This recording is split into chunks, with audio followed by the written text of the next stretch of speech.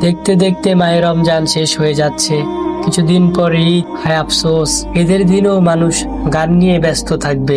কোথায় গেলে ভালো হয়, ভালো কাটবে তাদের ঈদ।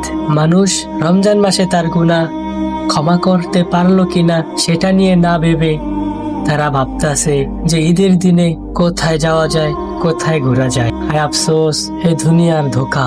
এই দুনিয়ায় আপনি যতই বড় বাড়ি গাড়ি করেন না কেন, মৃত্যুর সময় কিছুই সঙ্গে যাবে না। অতএব মৃত্যুর কথা চিন্তা করেন যে একবার দুনিয়া থেকে হারিয়ে গেলে আপনার কি হবে। আপনি হারিয়ে গেলে এই দুনিয়া দুনিয়ার মতোই চলতে থাকবে। আপনার আত্মীয় স্বজন সবাই তাদের মতোই চলতে থাকবে। আপনার বন্ধু বান্ধব আপনার কবর পর্যন্ত যাবে, কিন্তু কবরে যাবে না। তাই ঈদের দিনে কোথায় ঘুরতে গেলে ভালো হয় সেটা না ভেবে আপনি এটা ভাবেন যে আমি রমজান মাসে আমার গুনাহ ক্ষমা করতে পারলাম কিনা সেটা নিয়ে বেশি বেশি ভাবেন এবং বেশি বেশি আল্লাহ তাআলার কাছে ক্ষমা চান।